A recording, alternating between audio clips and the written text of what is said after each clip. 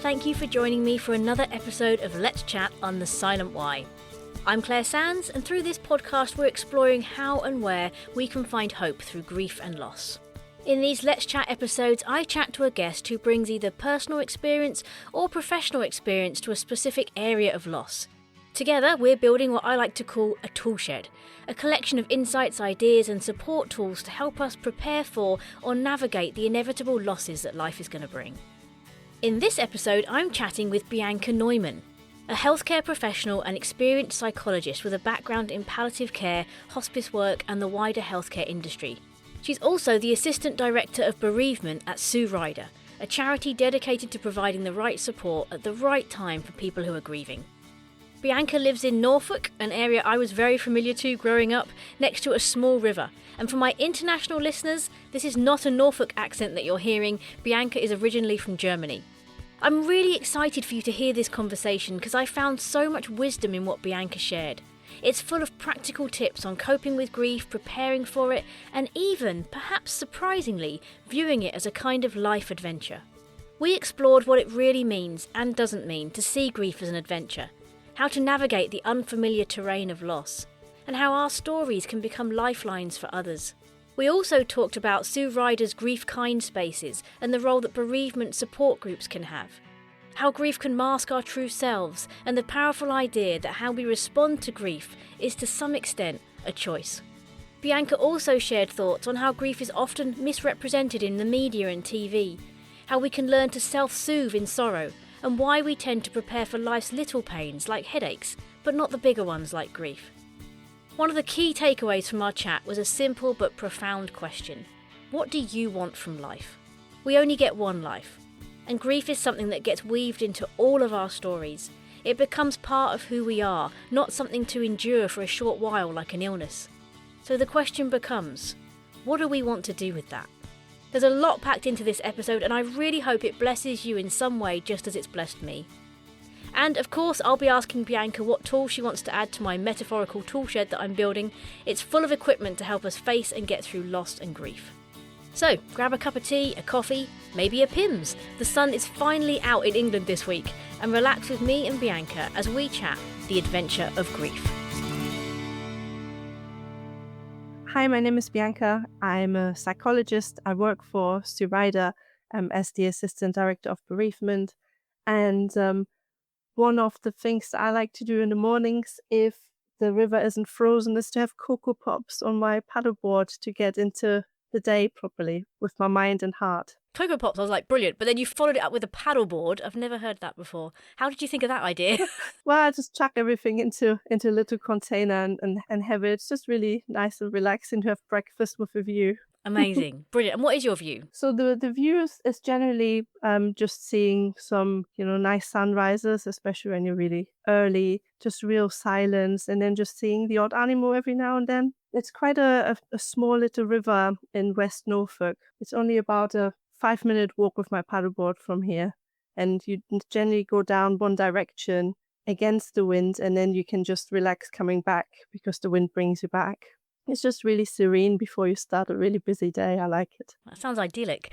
So you're a psychologist for Sue Ryder. So tell us a little bit about what that entails. What do you do in a job like that? Yeah, so the psychology element is part of who I am and what I bring to the role. As an Assistant Director of Bereavement, one of the things that I think my job entails is to bring cutting-edge knowledge that we have around death, dying, bereavement into the UK, into the population, into the organisation. And with that, interventions, services, things that should help people alongside of their grief. That kind of toolkit provision that comes from a background that has been evidence-based, that we know tends to work, so that we don't offer people cowboyish interventions. And we as an organisation provide palliative and bereavement support for people. So it's quite important in those kind of big life moments that we get it right. So we want to ensure that what we offer people doesn't just come from the heart, but also, with scientific evidence behind it. It's quite a specific area to get into then. So what drew you into that kind of area in particular? Oh, that's a big question. I think for me, it's one of the biggest adventures in life and one of the scariest adventures in life. personally, I had a lot of losses in my life, and I always wondered, what are the big questions following that? I think those sorts of experiences can really change you and redirect you into different areas. When I came to the country, I did all sorts of jobs first, 20 odd years ago. And then life kind of tends to direct you into different paths, right? And you choose at different junctions where you're going to go. And so my junction was seeing a lot of suffering with patients that I worked with when I worked in the NHS and neuro services, working with people who had strokes, working with people with mental health issues. And then that made me think, hey, there has to be a better answer to this. We can do better as people. There has to be solutions for people so we can be more human again for when it matters. And I didn't want to have people see such and experience such suffering at the end of life. And then my mum died. That was in Germany. And that really turned my world upside down. And I really felt like, and what can I learn from that and bring to the UK so that no one, in a sense, has to feel as overwhelmed as I had felt, And so, yeah, I guess that's what shaped my direction, wanting to make a difference for people. And I've got a kid as well, and I wanted to make sure that when I die, my child is going to be okay, So it's that kind of system change that I want to achieve. And so I work really hard on making sure that what we do in Sue Ryder is helping people in the right way. Do you feel like having gone through that loss, that helps your work then? Are you better at what you do because you've experienced it personally, do you think? I think it brings with it that kind of sense of curiosity. So being open to what is that all about? Because we don't have all the answers when it comes to death, dying, bereavement, right? And often you have to have a sense of grief or a sense of loss to really understand more about yourself and what life is all about.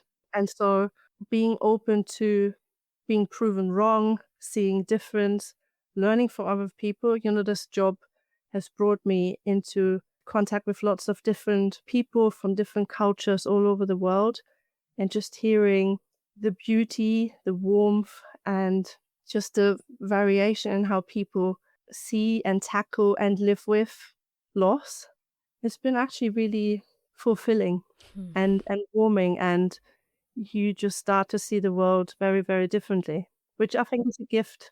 You've already said so many things I want to focus in on. You've mentioned the word adventure, which is one of the things we said we were going to discuss already. There were so many areas we could have talked about, but that was one that you were quite keen to explore, and I love that idea. But also, you've been talking about preparing other people, helping other people to learn from what you've been through to help them in their grief. And that's kind of what I wanted these podcast episodes specifically to be about, to help people to know that actually it does look terrifying from the outside sometimes when people are going through grief. But there are things you can do to equip yourself and have tools and mental approaches to it that can help you to a degree once you face it yourself. So it's very exciting, everything that you're saying. The adventure thing, tell me a bit more about that. Why and how do you see grief as an adventure? What does that mean, and what does it not mean maybe as well? Yeah, I think what it doesn't mean is that grief doesn't come with everything that encompasses loss. So by no means it means taking away those very painful experiences that people have. What I mean by adventure is when we think about the definition of adventure, and I've written one down, I will read it out. So adventure is stepping into the unknown. It's something challenging, thrilling, and intimidating.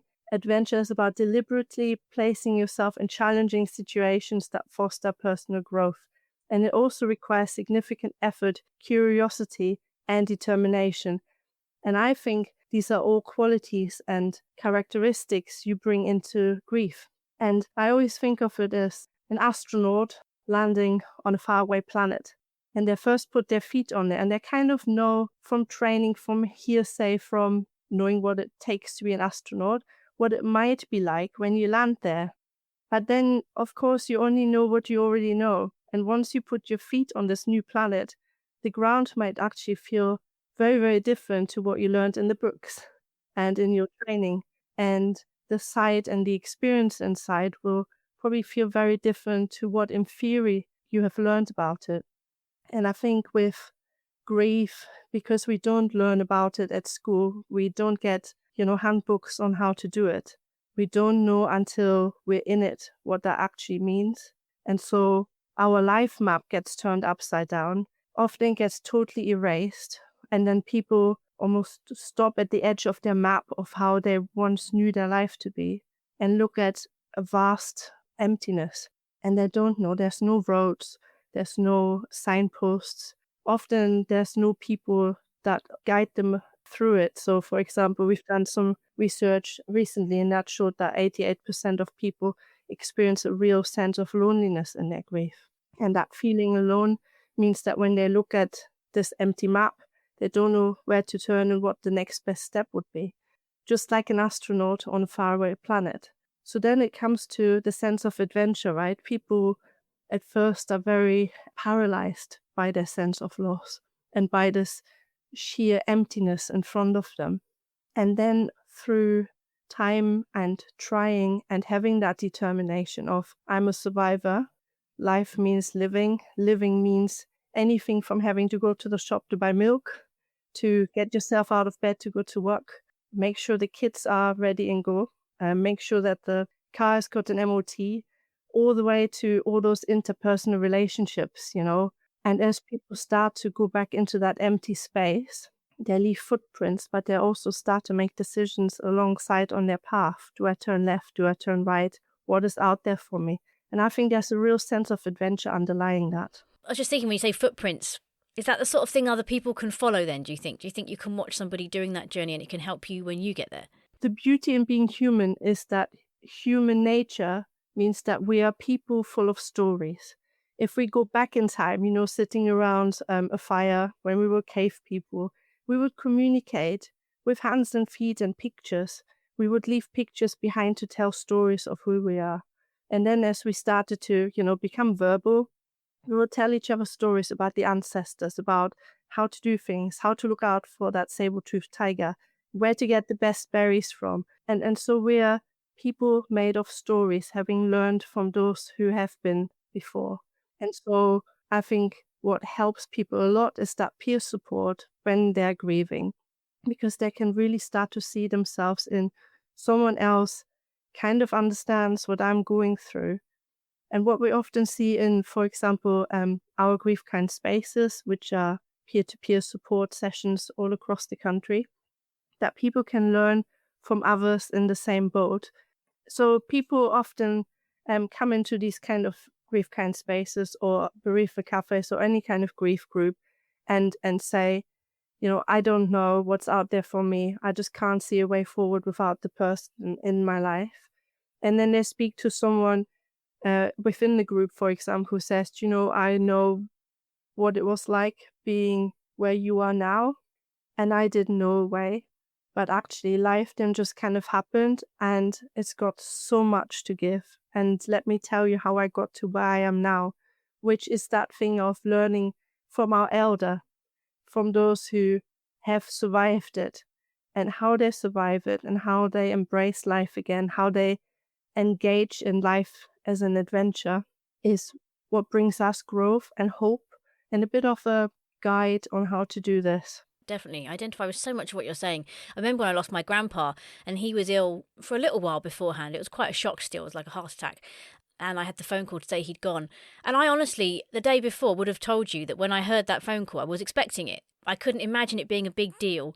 But when you actually hear the words that someone's gone, like you said, it's just like landing on that planet. It's a completely different experience and feeling than you thought it was going to be, even though it was almost expected and it was in the natural order of things. And it's still something that it just really hits you in a way. And I haven't lost any parents or anything, so I've not got to that stage. But I can imagine the shock. And like you said, that environment you're suddenly thrown into that is so different from what you expect. But also, I remember speaking to people for many years, even before the podcast, and then now, especially with people I've spoken to on here, hearing of stories of how they've got through things, how they've lost a partner in, horrific circumstances sometimes, but how they're sat there chatting to me, even as little as a year later, and they're getting through it. And I have really clung to stuff like that and thought, okay, well, if they're doing it, it's possible. And I really think that even if it happened now, my world got turned upside down, there would be something in the back of my mind saying, We've seen others go through this. It might be bad now, but you will get there. Just keep going, keep going, keep going.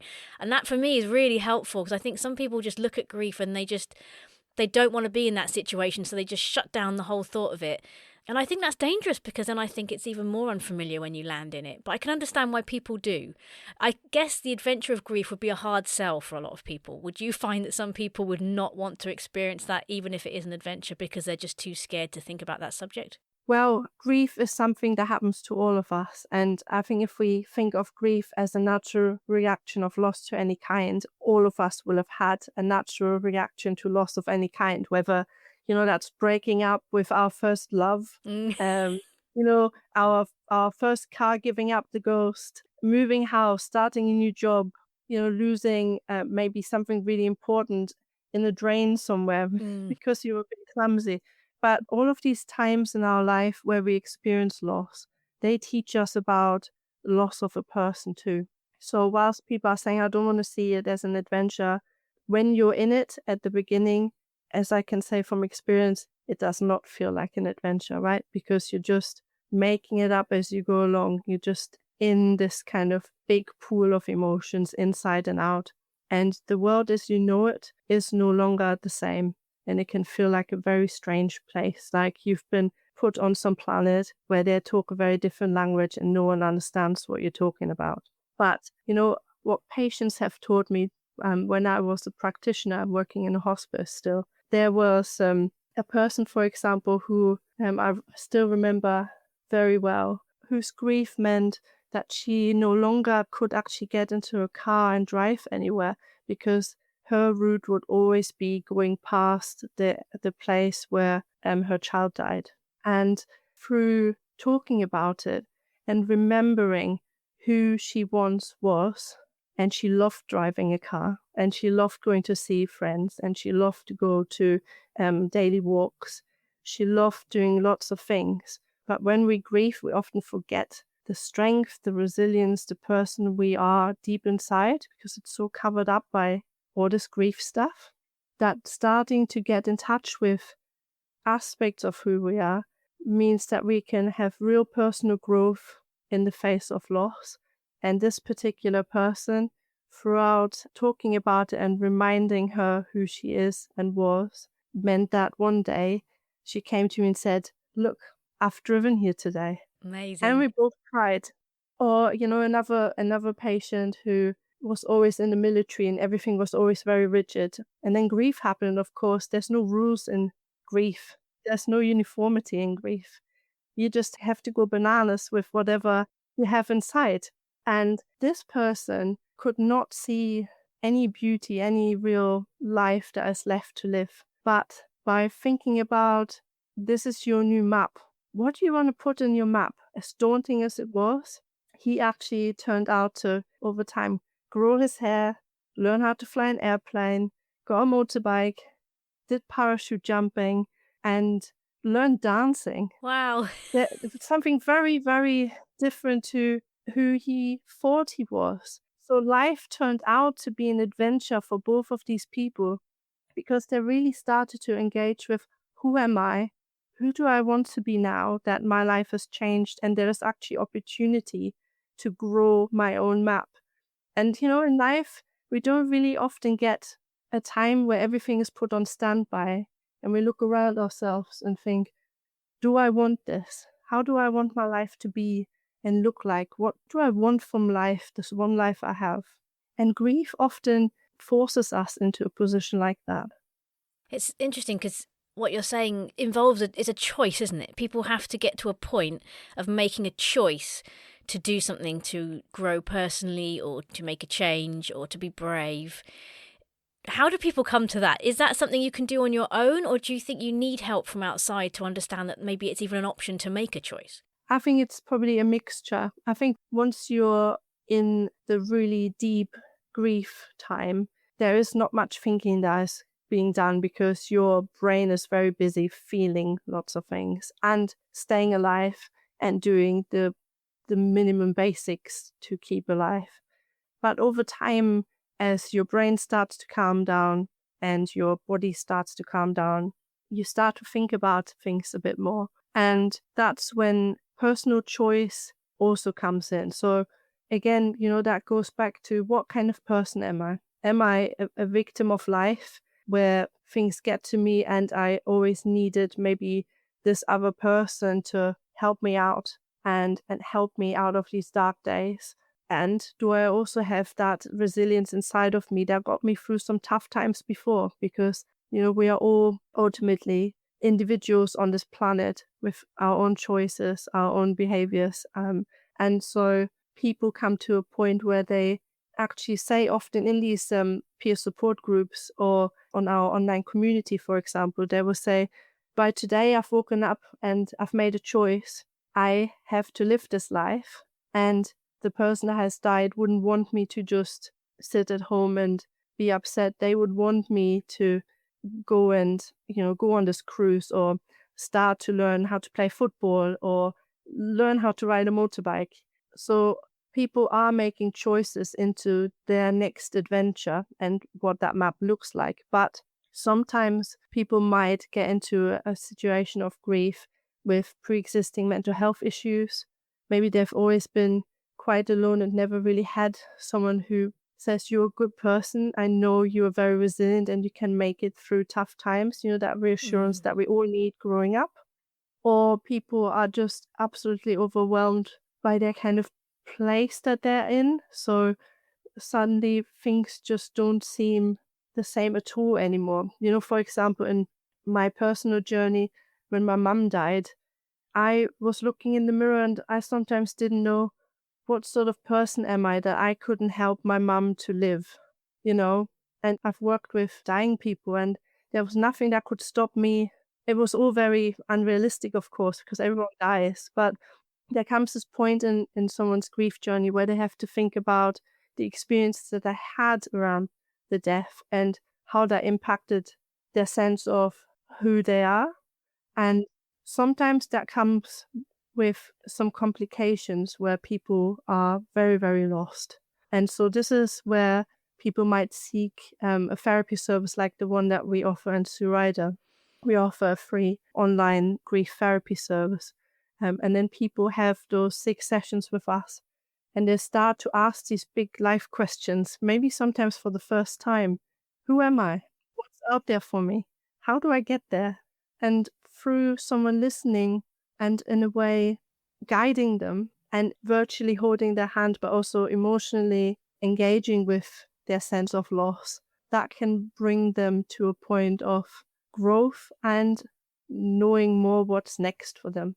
Yeah, because grief is, you hear people talking and they'll say that, once you've been through grief, it's part of who you are for the rest of your life. However you deal with it, it's there, but you are a slightly new version of yourself. So it makes sense that people just lose that identity for a while and have to almost figure out what's the new identity. And I love the idea of reminding people, in the right space and people well and in the right context and everything, of the strengths that they had as a person before, and knowing that they will, you've got to be very careful with this because you don't just go up to someone who's grieving and say, oh, you're a strong person, you'll be fine. So I don't mean it like that. But like you were talking about, just calling out those things and reminding them of all the good things, because they may have lost that identity of who they are. And when they're trying to reshape it, they have choices, don't they? They could be the grieving widow forever that never gets out of it, never finds hope, never wants to change. That is a choice you could make.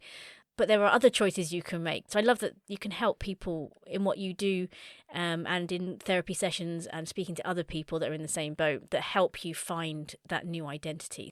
And I think often what's missing in the population across the world is having those elders to go to, having that kind of tribal knowledge of things. So this is one of the reasons why in Sue Ryder we're trying to increase people's grief and death literacy. So knowing more about death, dying, bereavement, ideally before it happens to you, means that you have a couple of bits in your toolkit already and a little bit of an idea. It's a bit like, when you see people with a small kid and the kid runs off and you just think, oh, this child's going to fall over and hurt themselves.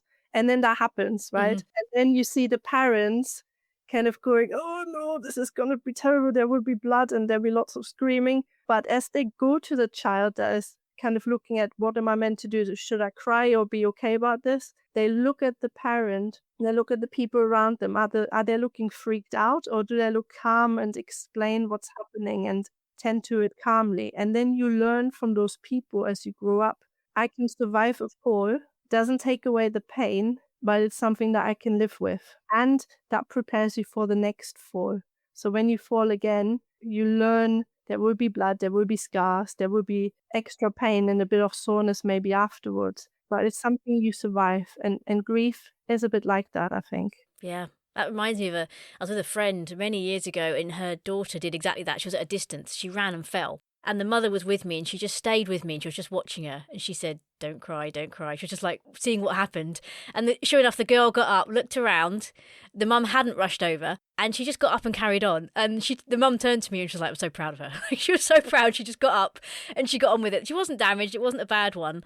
But I just thought, yeah, that's so interesting. Now you've said that, of course, the parent's reaction is going to guide that. I did, I'm not comparing this, but I did dog psychology for a while. Mm-hmm. And as they're pack animals, it frustrates me a lot when people have dogs and they freak out at certain situations. And again, there's that look towards the pack and the owner. How do I respond to this? And when I had my dog, I was very kind of strong on making sure he didn't freak out at things when he was a puppy, like fireworks and stuff. So we would go out in the garden and watch the fireworks together when he was older, because there was obviously I had him from scratch, so it's easier to deal with. But I taught him, he would look to me, and if he got a bit scared, I kind of ignored it a bit, like, no, this is fine. It's a normal situation. It's okay. Yep. But that was a pack situation. They look to each other, and we don't have that in communities anymore. Like you said, well, we have the elders, we have the leaders that show us how to get through these things, or we can watch them and know. And I think that's a shame. And like you said, a lot of people feel very lonely in grief, and I suspect that's why we've lost that community feel. Yeah, and I think the way that death, dying, bereavement is depicted, for example, in the media is very extreme, isn't it? We see these big headlines often, or throughout COVID, on TV we saw some really traumatic experiences around death, dying, bereavement. On TV, through Disney films, we often learn very toned down versions of it.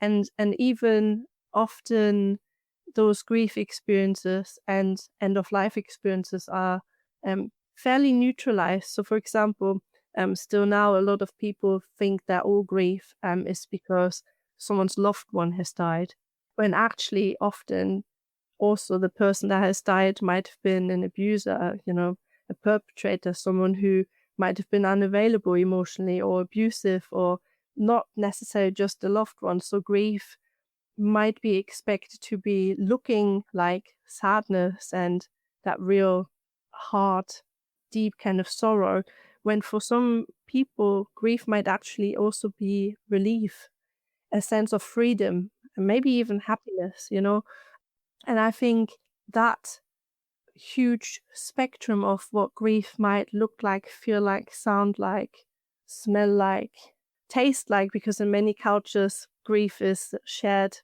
by sharing food. That is often lost. And I think what I've learned from working with people from other cultures and communities all over the world is just how isolated and clinical grief has become, particularly here in the West. Yeah. It's hard, because as you're talking, I'm thinking to myself of all the amazing things I've heard people say about grief and going through grief. Beautiful stories and encounters, with other people, with things in nature, how different they are, a new appreciation for life, doing new things, so many good things. And yet at the same time, if we're all honest, even if it looks amazing, there's something in us that's going to be like, I don't want to go through it, because to get to those good experiences, I have to go through the really awful bit. So I'm sort of thinking, instead of thinking this is an adventure you choose to go on, it's like you said at the beginning, everyone goes through grief. So this should be more of an encouragement that as and when it happens to you, it doesn't have to be all bad. Mm-hmm. There can be things that you can have in it. And it's a very difficult thing to say, that it's an adventure. I've got a podcast episode that we've put out that's talking to a girl about going through some really lovely experiences in life. So she's got married again and she's pregnant, but she'd been through infertility and a broken marriage. And she's talking about the loss that has come and the grief in the good moments. And it's a difficult episode to do. And she was really nervous about talking about it because she said, I don't want to sound ungrateful, but there's been a lot of grief attached with these new things. I never thought I'd be a mum. Now I'm pregnant. It's been very confusing and I've had some stuff to grieve and think about from the past. And so it is so complicated. Don't know where I'm going with this, but yeah, it's like, how do you sell it almost? How do you show people grief isn't all bad and that it is an adventure without them just saying, yeah, but I don't want to go on that adventure? Yes, that is a very big life question you got there.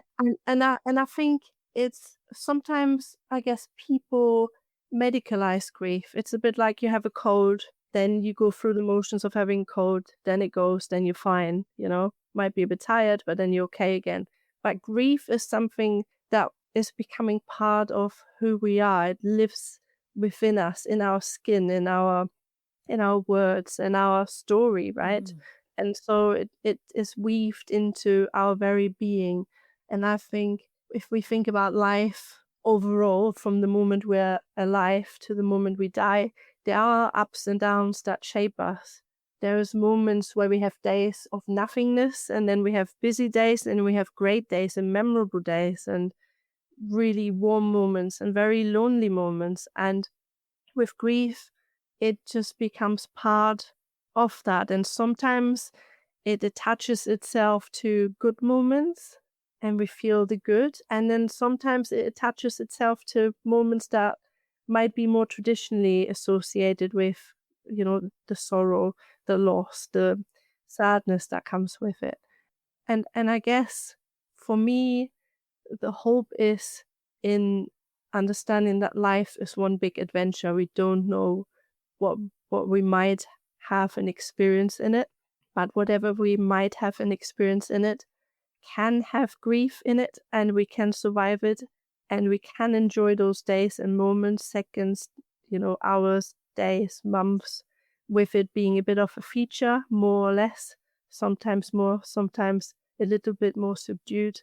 But there is life worth living and a life that we must live. And it's a mixture of having choice of how we choose to live what we have, make the most of it. And maybe we will need some support in having that guidance. Yeah, I love that. Seeing life as a whole as an adventure, and grief is just part of that for everybody. It's not a case of if and when this might come. It's like, it's just part of it. It's part of your whole adventure. It's going to be there. So you're going to have ups and downs, and some of those will be grief and some will be other things. But tell us about some of the ups of grief then. What are some of the things that you've seen that would be the ups of this adventure? Yeah, I think I learned a lot from those people that I've mentioned earlier, just how they find by doing that life has got a lot to give. And I think often we know from when someone's died that people will start in small steps. It's actually called the dual process model. So you're kind of oscillating, moving between what I call the world of the living and the world of the dead. So you're learning by doing things for the sake of doing them, like going to get groceries, going to work, washing yourself, washing your clothes. All of that, people often say, feels like meaningless, just doing it, no emotions attached, you're just going through the motions. But over time, they find themselves laughing again or smiling, and then they feel bad for laughing and smiling because they moved from the world of the dead to the world of the living, because living people must experience life. And over time, that oscillation, that moving between those worlds gets more fluid and less severe and less intense sometimes, most of the time. And that's when people notice those kind of good moments, how grief can actually transpire into something meaningful. And this is, I think, where people start to, for example, make new friendships. A lot of people find a sense of being alone in grief, as we found through our research. And when they start to reach out, for example, when I've met some people in one of those bereavement cafes in the bereavement group, people would come to that group. I remember one particular person breaking down on the stairs into the group, and a couple of people from within the seated circle got up and said, "We know what that feels like. Come here. Come talk to us. What's your name?" And a few minutes later, that person was no longer crying. they were talking and engaged. And a few weeks later, they came and said, oh, we've been out every time after we meet here with the group, we actually go and have lunch. And we're probably all going to go on a cruise together because we all made friends. And you see them find their heart again. You find them feeling useful again, and like someone who isn't just defined by grief, but by who they really are. We had people helping each other to finish knitting a baby jumper because they never knew how to learn knitting. So there were people in the group that said, I help you, have a go. And, people found their calling, their what's my point in life by being with other people. And I think that goes back to that tribal thing of grieving in isolation is never a good idea. No. You already feel alone enough in your heart when you grieve. You don't also have to feel alone being amongst so many people. And if you think about how big this grief club is, how many millions of people are grieving at any time in the world today, right now, or freshly grieving from today, there is someone out there who understands what you're going through. And this is the adventure definition stuff about determination, making an effort, making a choice to go out there and be amongst others. It's so difficult, isn't it? Because it does revolve again around so much choice. You're in that worst place you can be. You've lost your identity. It's an alien world.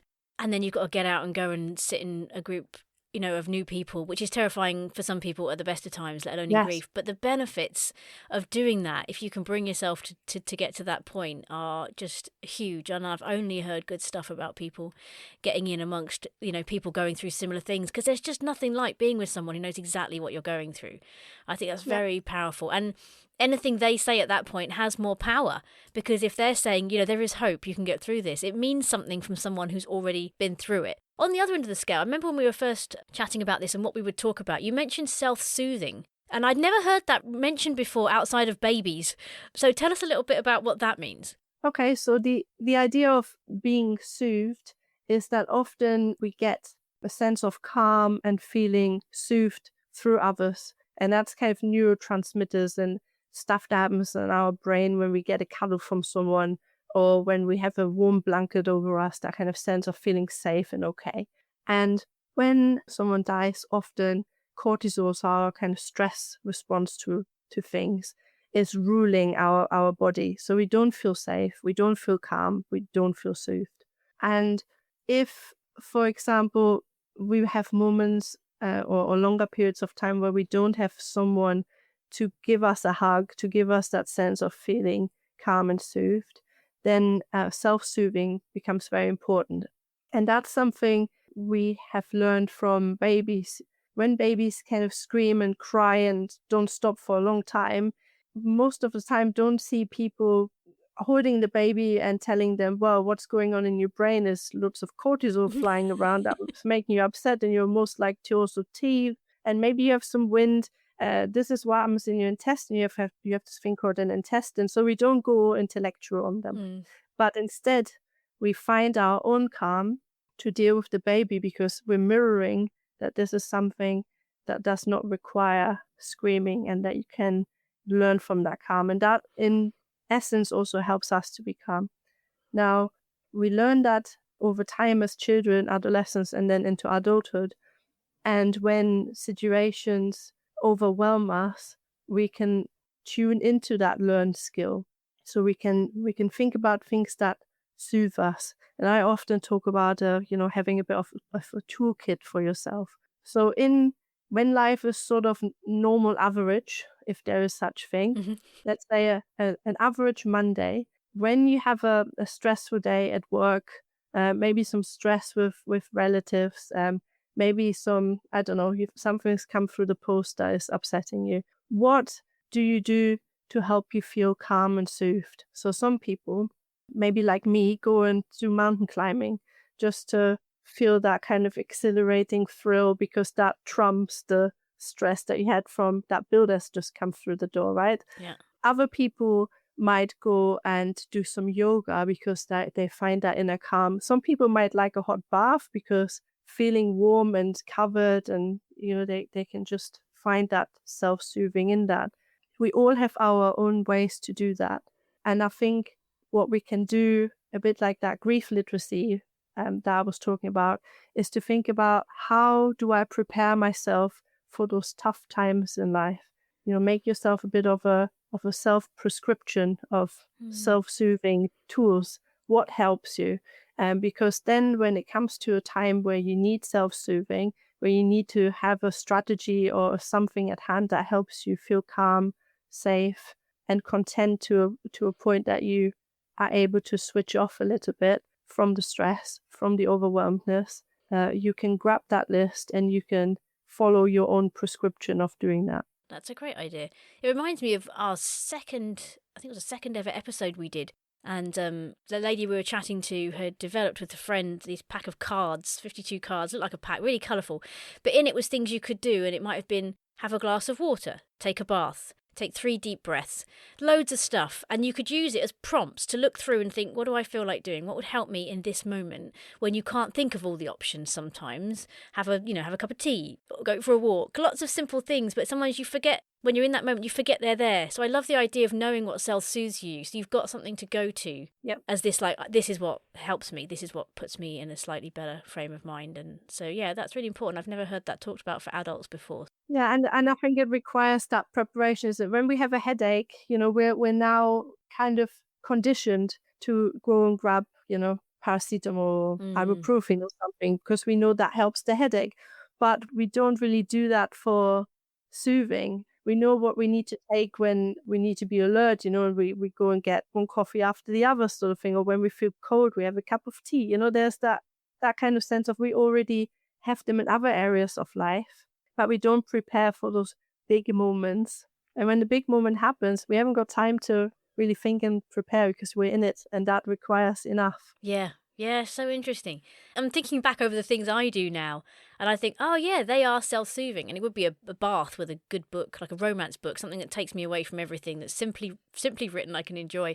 Or just like you said, a blanket and a hot water bottle, those sort of things. And I look back and I think of them as things that I've just sort of got to a point and I'm just doing it. I haven't thought about it as actually that is specifically self-soothing and something I can choose to go and do when I need that. So that's a really interesting, just a tiny mind shift. But knowing the things you do already and then labelling them as your self-soothing things, I think that's a great practical tip for us to remember and go to. So these are all such good things to do and learn, and there's so many tips and tools here. What's the hardest bit about adopting them, though? If people are sat there and just like, oh, I don't know where to begin with, what do you tend to find are the blocks that stop people putting these things in place? Okay, there are probably a couple of blocks. I think the first one is grief is exhausting, and it requires an effort to do anything that you don't already do. So it requires an effort. Like, a lot of people in January, they say, I'm going to start going to the gym, and they sign up and they go a couple of times, and then they just pay for a few months for not doing anything. Yeah. And because it's an effort, it's a change of doing things differently, and change requires energy, and most people don't have energy when they're grieving. So it feels really counterintuitive to invest into doing something when you already feel like you haven't got much left to give. But it is the best medicine at the same time. So going out there and doing things whilst not feeling like it's actually helping, and it won't feel like it's helping or doing anything for a long time, actually helps. So people have to just tell themselves, and we've got this saying in German, and it translates into from nothing comes nothing. And often when I have days or had days in my life where I felt like I can't even face the day, or this is too much, or this is too hard, for example, with doing uni work, or, when I had my own bereavements, it feels like that sentence really resonates. From nothing comes nothing. So I have to do a something to make a something happen, And so people need to somehow be able to challenge what do I need to do to make myself be the best medicine for this, with this. Yeah, and I think breaking through that kind of cycle of feeling almost paralyzed by the experience is really important. And I think one big part of that is also kind of societally, we've really started to become a kind of service-seeking society where whatever goes on, there's someone who can solve that for us. if your heel breaks on your shoe, to take it to a shoe person that fixes it.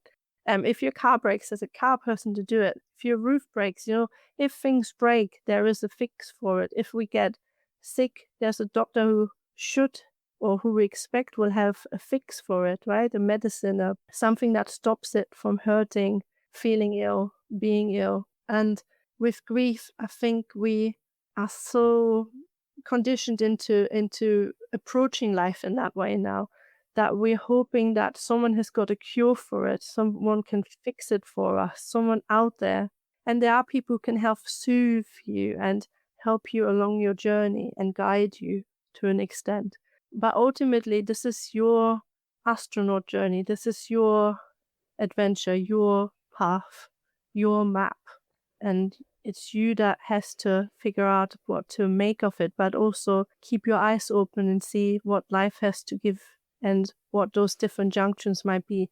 And don't let fear hold you back. And it's sort of prioritizing mental, spiritual, emotional health as well. I think when you're grieving and everything's gone out the window, you might still be taking tablets for something physical that's going on with you. You might not stop that and then suffer the consequences because you need to keep taking it. But we wouldn't necessarily think that we need to be taking steps towards helping mental and emotional and spiritual health at that point, which might be reaching out for help or going to a group. They're still not on equal footing. We put physical first so often and feel like, yeah, that's something I need to sort. And it is kind of physical, I guess, with grief. But I feel like those are the sort of things we would get out of bed to do. Or I need to go and take my tablets, or I need to do this. Meanwhile, neglecting other things we could be doing that would be helping us in different ways. Yeah, I mean, for example, some people might be actually coping quite well overall emotionally with their grief, but maybe financially it has the biggest impact, the fallout from a bereavement. And so again, there is different support organizations out there that can help with finances, for example, or you might have to talk to your employer when you just feel very griefy, to help make that part of your life better, because that then has an impact on your ability to grieve well. So again, it might not all be about how you tackle the emotional fallout of grief, but all of those factors that almost interfere with it, or that drive you into a different direction with your grief, that feels like something you can't manage or feels overwhelming. And of course, I would always say, if you worry about how you are grieving, if you feel like you're not getting out of bed, you're neglecting yourself, you can't find anything that soothes you, you can't go and buy that bread from the supermarket, you just can't face the world, go and talk to your GP, because there's always solutions, signposts, and it's often really important to just say these things out loud, maybe for the first time, and that can help. Again, mapping those first steps on that empty map. So never feel like you're failing at grief, because you're doing it, and you're doing it well, and you're doing it to the best of your abilities, and just see what it brings you as well. Perfect ending before I ask my last question. Yes, and I'm really glad that you reminded people about all the other aspects, because we do forget about the fact that it can be, financial and housing situations and all kinds of stuff that are affected by grief that people struggle with. And it's not talked about as much, is it? It can be more embarrassing to talk about that sometimes. So that's a really good reminder. Yeah. So if I'm going into my metaphorical tool shed, so you've got your toolkit, I'm trying to build a shed with all these garden tools in it that can help us in various ways. If I went in to get a tool that represented grief being an adventure, what tool do you think that would be? Oh, that's a good one. I mean, I have 2 pictures in my mind. Am I only allowed 1? Well, a lot of people have snuck 2 in, so I have to let you sneak 2 in if you want to. Right. So I think 1 is more metaphorical anyway. So the first very metaphorical metaphor, I think, is that, did you hear in the news when one of the astronauts lost their toolkit in space? So that happened a couple of months ago. There's a toolkit flying out there in space. If anyone sees a bright light, it might be it. So I think that goes, with our being an astronaut and having that kind of grief adventure map metaphor anyway. Somewhere there's a toolkit out there for you. You have to find it and build it. Really there somewhere. Have a look. There's a free toolkit for somebody. A free toolkit. It might have really very expensive tools, right? But the other one I'd say is a holy bucket with holes in it. Have you got that in your tool shed? No, I haven't got that one. Great. It's really useful, a bucket with holes in, because when you think about grief, going into a bucket. If there isn't holes in it, it keeps flowing in and it starts to overflow, right? And you feel really overwhelmed, out of control, maybe not able to cope. But if you put holes in that bucket and it's nice and rusty and it's got lots of holes in it, those holes represent your ability to self-soothe, to cope, different things that let some of that steam, that grief out. So think about your bucket and what those holes would be that help you when you feel overwhelmed by grief, when that big wave of grief comes for you. What do you need to do to make those holes take some of that pressure away? Oh, I love that. You could almost use that as a thing to water other things with as well. Can nurture other things, yes. And I think, again, with the idea of grief literacy, right, knowing about death, dying, bereavement, and some of the knowledge and actions within that, whatever comes into your bucket and flows out of the holes will go into the ground and nurture you from going forward, but also it teaches you about, okay, I've survived this moment of grief that felt so overwhelming I couldn't even breathe, but I did it. What helped? And knowing that you did it means that the next time it happens, you can remember that, knowing I can do this, I can cope, and I can live with grief. A holy bucket. Holy? Holy. A holy bucket. I definitely don't have one of those, but I love the idea of adding it to my shed. I especially appreciated the way Bianca explained our need to release that pressure of grief, to let it flow through us instead of bottling it up and allowing it to overwhelm us. And the thought that when we do that, our grief can actually water and nurture others along the way. What a beautiful, hopeful image. If you'd like to find out more about Bianca or the work of Sue Ryder, just head over to the links in the show notes. And if you're feeling alone in your grief and need some support, Sue Ryder offers a wide range of resources. You can Google Grief Deserves Better or go straight to SueRyder.org to explore what's available. And that includes their Grief Kind spaces, which are weekly in-person drop-in sessions held in local communities, as well as their free online bereavement support for anyone grieving or supporting someone else through grief, which includes children and young people. I've put links to all this in the show notes for easy access. A huge thank you to Bianca for this conversation. I really believe it will help people not only find support in their grief, but also feel a little less lost in that strange, unfamiliar territory. And maybe even take steps forward with some new tools in hand, especially if you're the lucky one that finds that space toolkit. And if you'd like to know more about this podcast, how it began, or our personal journey through infertility and childlessness, you can visit thesilentwhy.com. This podcast is ad-free thanks to the generous support of some wonderful people who help keep it running. If you'd like to chip in, you can head to buymeacoffee.com/thesilentwhy to buy me a fancy tea or two as a one-off treat, or even support the podcast monthly. And don't forget, there's another way to support the podcast now. You can buy a Herman. These are small crocheted grief companions that I personally hand make and sell. They're a meaningful alternative to send someone instead of flowers, something lasting, personal and comforting for someone going through loss. They also make a thoughtful gift for those times when words just don't feel like enough. To find out more about him, visit thehermancompany.com, and as always, all the links are in the show notes. Thank you for listening to the Silent Why podcast. If you've got a subject you'd like me to chat to an expert on, please get in touch via social media or the website or via the email thesilentwhy@gmail.com. And let's chat.